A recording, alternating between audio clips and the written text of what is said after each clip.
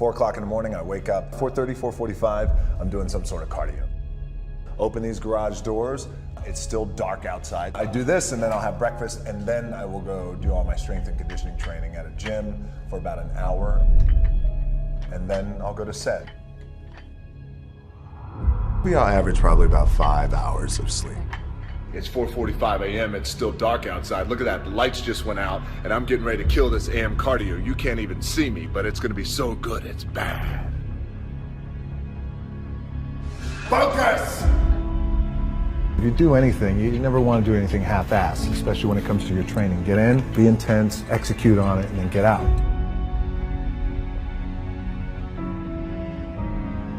For a lot of guys out there, and I was certainly one of those guys, in my 20s, I thought I had all the answers, didn't know shit. By the way, in my 30s, I'm still trying to find myself, as a lot of guys are out there. Hopefully when you hit your 40s, you're hitting a nice stride.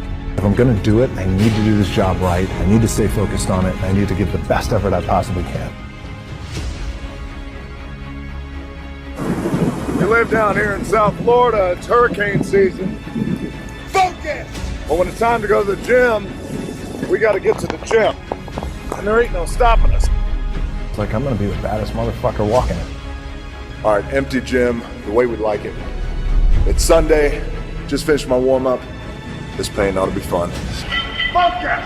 I work out twice before everyone wakes up. All right, workout number 2. I'm out working all my competition. All right, Saturday afternoon, empty gym, the way we like it. It's leg day, which means it's gonna be sweaty, painful, and fun. Focus! So how do you make it? How do you overcome the odds?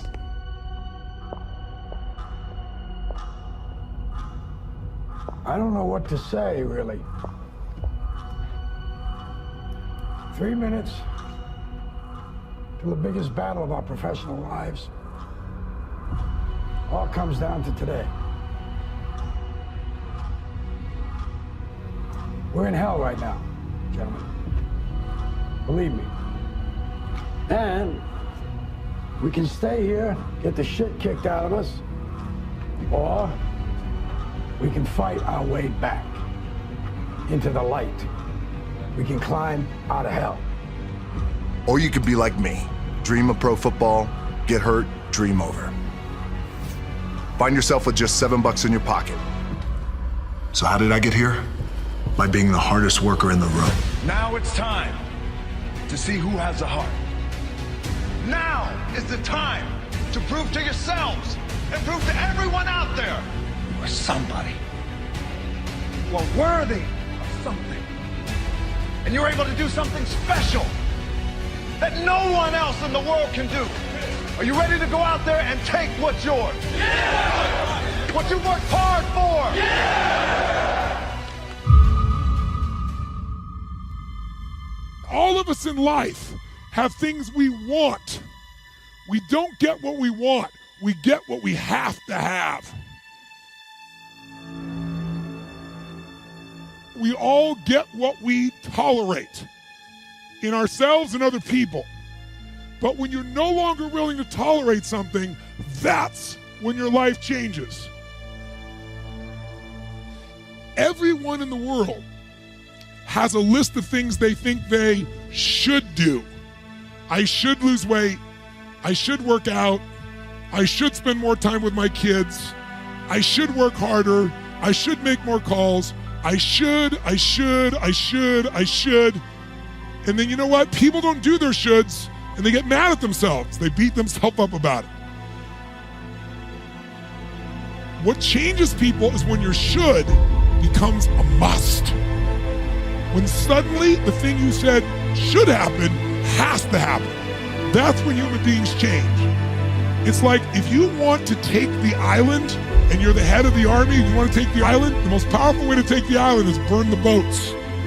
Because if there's no way to go back, it's amazing what happens when it's a must to do something versus a should. That's what makes human beings succeed.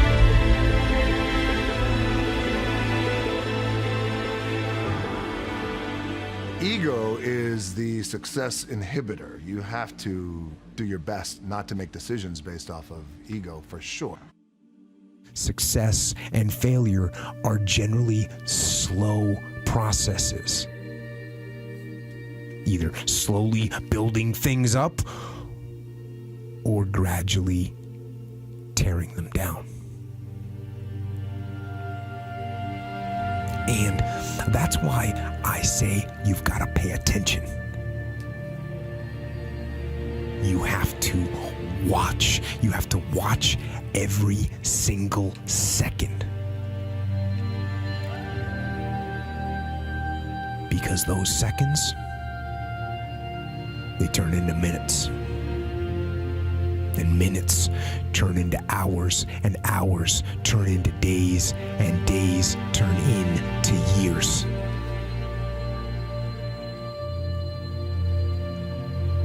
And so, that second that just went by, that counted. And so did that second. And so did that one. And in those precious seconds, you were either building or you were decaying. You were either gaining ground or you were losing ground. In that second. And in every second. Every second counts.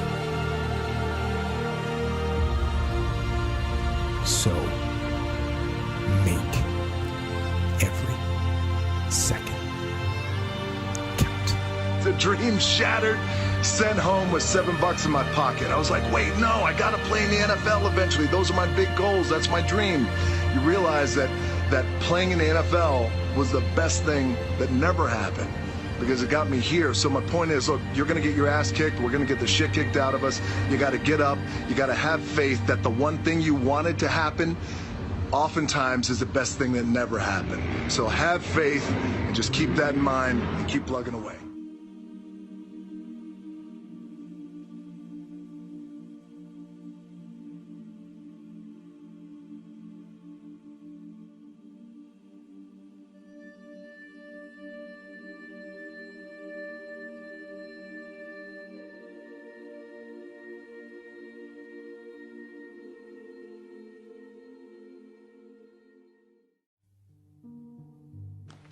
This is it. The day you've been waiting for. I know you're nervous. So am I. My first game too. Now it's time to go out there and put it on the scoreboard. Now it's time to see who has the heart. Now is the time to prove to yourselves and prove to everyone out there that even though you're locked up, you're somebody. You are worthy of something. And you're able to do something special that no one else in the world can do. Ready to go out there and take what's yours. Yeah! What you've worked hard for. Yeah! But one thing that a lot of people don't know that I want to share with you guys is when I was 22 years old, I came to this city for the first time. I was playing in the Canadian Football League, playing my first pro football game. I was playing for the Calgary Stampeders. We were playing the BC Lions. I was so excited. 2 days later, I got cut. The dream shattered, sent home with $7 in my pocket. I was like, wait, no, I got to play in the NFL eventually. Those are my big goals. That's my dream. You realize that playing in the NFL was the best thing that never happened, because it got me here. So my point is, look, you're going to get your ass kicked. We're going to get the shit kicked out of us. You got to get up. You got to have faith that the one thing you wanted to happen oftentimes is the best thing that never happened. So have faith and just keep that in mind and keep plugging away.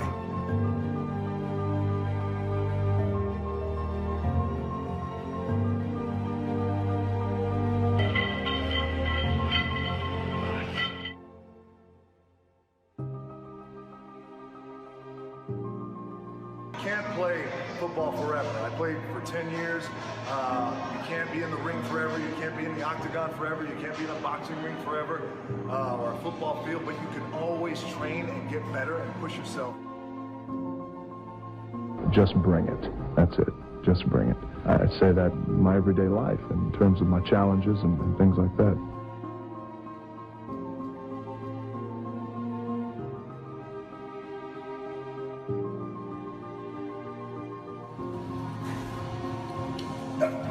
Okay, in between sets, as I'm working out, and as I often do in between sets, I slide into your comment section nice and I read your comments just so we can stay connected, and I always know what's on your mind and I can address it. So somebody just asked me a cool question, said, DJ, you're on top, where could you possibly go from here? And you always talk about outworking your competition. Who's your competition? It's a great question. Thank you for the compliment, by the way. I'm fortunate enough to be on top, but anytime you reach the top, you always want to make sure that you have the desire to raise the bar and take the brass ring to places it's never been. That's the key with being on top. Just because it's never been done doesn't mean it can't be done. And in terms of competition, great question. Everyone's my competition, but a fundamental key that I've learned over the years is, and I'll share it with you, my number one competition is me. It's always you versus you. You got to be the one to get up every morning, be disciplined, put in the consistent daily hard work, because that gains success. No coach, no trainer, no mentor, no boss can do it. You versus you.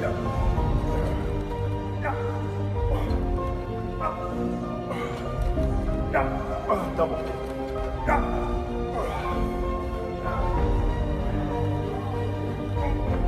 I knew I wanted to be something, and it was important to me to be something. It was important to me that I didn't fail. But by the way, and if I did fail, at least what was also important was the lesson. And I didn't realize that until I got older, because you know, when you're in it, you're in the grind, you don't really recognize those things when you're younger, but I could recognize them now and the importance of them now. And just in terms of the drive and the determination, a lot of it was experience too. You get your ass kicked, you get back up, and you put the gloves back on and you swing away.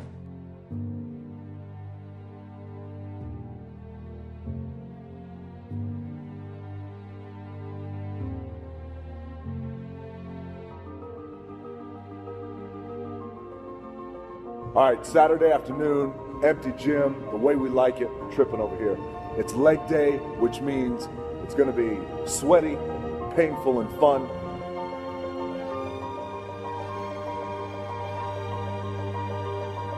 They say that nothing good happens in the 4 a.m. hour. Well, I can guarantee you this, it's 4:45 a.m., it's still dark outside. Look at that, the lights just went out, and I'm getting ready to kill this AM cardio.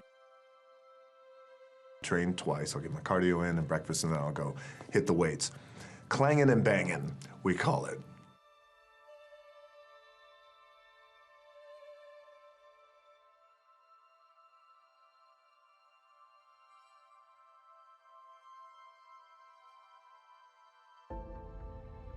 You know, the masters make the hardest things in the world look easiest. And in the moments where you push yourself, when no one else is around, those moments have a tendency to lead to success.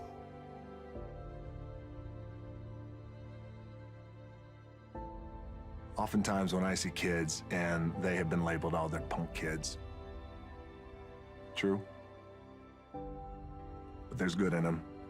And we got to see that potential. And I enjoy that today, seeing the potential in kids just like he did. Especially kids who are kind of wayward and have been going through it. I know what it's like. Our most powerful and most important is when we just embrace who we are. It's just believing in yourself and embracing who you were born to be. Whether it's 3 o'clock in the morning, by the way, when we were talking in London, I was getting up at 3 because I had to be on set by 4. So whatever time my call time is, those and directors and our producers, whatever time my call time, so my call time is at 7, then you back your clock up 4 hours, and then that's when I get up and train twice. Just wrap that 4 a.m. cardio. There's no substitute for hard work. I get up super early. Generally, I have this thing where I like beating the sun up, not just in terms of before the sun comes up, I have to get up. How do I do it? It's just important to find balance, and I try and do things really that I really enjoy doing. And a lot of times, you know, it's like in life, right? Life brings like drama, and you got to deal with this person, and then you funky relationship here, and all these things.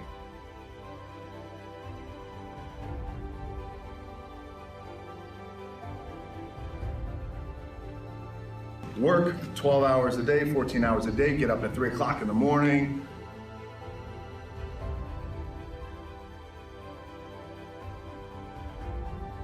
I don't know if there's a golden rule. I can tell you this, that I believe anything is possible, right? I live in the world of possibility. And I also believe that we can accomplish anything with our two hands and just putting in the work with our two hands. And also, you hear this often, but it's really, really true. You gotta find something, if you love what you do and be passionate about what you do and find something that you can be passionate, like, it really helps. You know, it gives you that motivation when you wake up in the morning.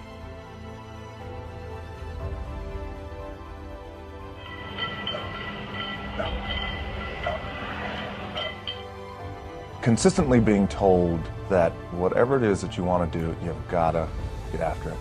You got to get after it. There's no substitute for hard work. Hard work always pays. You know, those type of mantras over time. And those are your examples of you know, what it's like to get beat down, what it's like to get, just in terms of the struggle, what it's like to be evicted out of your apartment, what it's like to have your car repossessed, and watch your parents go through that is I think is defining as a kid.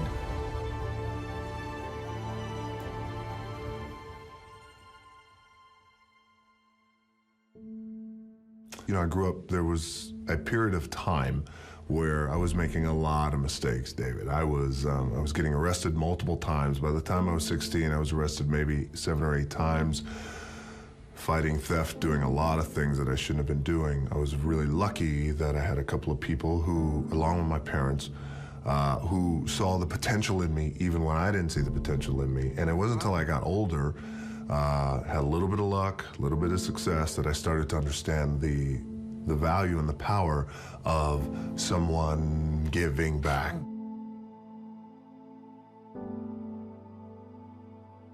Some people call you the best pure athlete in wrestling today.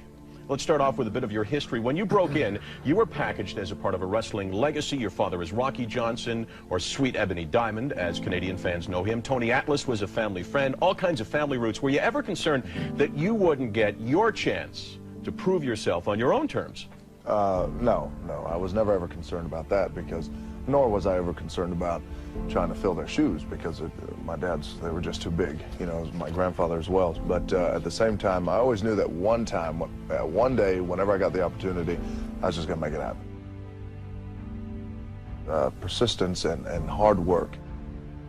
I knew one day it was gonna happen. When I made up my mind to get involved in the business that I have a passion for, that I grew up in, I knew that there's gonna be a time where the success will come. And that's through hard work and consistency. It's you know, the same old story, things like that. So it's surprising to a degree, but I was well aware that it was going to happen. All starts with this. 2 hands, putting it to work. You know, there are remarkable people who come into the world from time to time, and there are people who do find out over decades-long periods what they could be like if they were who they were, if they spoke their being forward. Now, when I was 15 years old, I had a very important person in my life come to me and say, "Who's your hero?" And I said, "I don't know, I got to think about that. Give me a couple of weeks." I come back 2 weeks later, this person comes up and says, "Who's your hero?" I said, "I thought about it. You know who it is?" I said, "It's me in 10 years. I didn't start out thinking this is going to replace my income. This is going to be, I just did it as a passion project. And I think if people have a regular day job, if you could just find one thing that you do as a passion project and just keep building on it, just keep watering it, keep adding fertilizer, keep giving it attention, keep giving it focus." So I turned 25 10 years later. That same person comes to me and goes, "So are you a hero?" And I was like, "Not even close."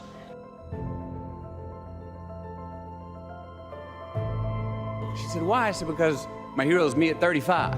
So you see, every day, every week, every month, and every year of my life, my hero is always 10 years away." It's soul killing. They're stuck in traffic all day, and then they're stuck in a cubicle after that. There are so many people that are working all day long doing something that is deeply unsatisfying and almost painful to them. And they get stronger and stronger and stronger, and we don't know the limits to that. We do not know the limits to that. I'm never going to be my hero. I'm not going to attain that. I know I'm not, and that's just fine with me, because that keeps me with somebody to keep on chasing. Where does it start? What's the anchor? What's the anchor? I could have all these ambitions, but the key with me is just always finding what the anchor is. Getting up at 4 o'clock in the morning every day before anybody else, and grounding my thought process is in the no one will outwork me. No one. The winners do it, they do it, and do it, and do it, and do it, until the job gets done.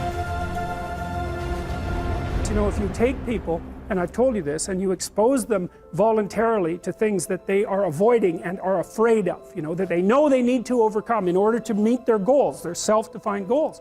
If you can teach people to stand up in the face of the things they're afraid of, they get stronger. And you don't know what the upper limits to that are, because you might ask yourself, like, if for 10 years, if you didn't avoid doing what you knew you needed to do, what would you be like?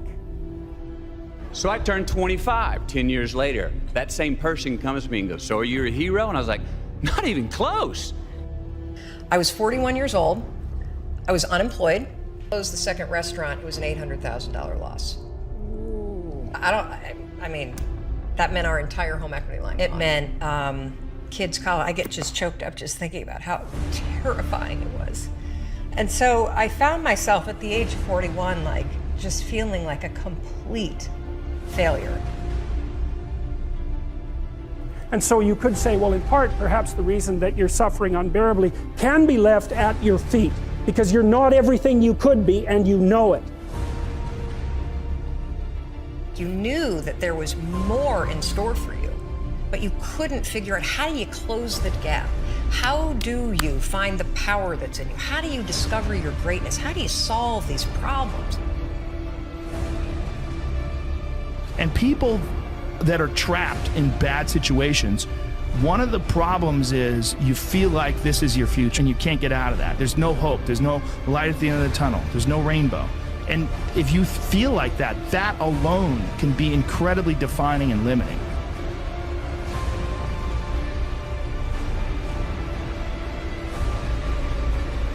And so if your life isn't everything it could be, you could ask yourself, well, what would happen if you just stopped wasting the opportunities that are in front of you? You'd be, who knows how much more efficient, 10 times more efficient, 20 times more efficient.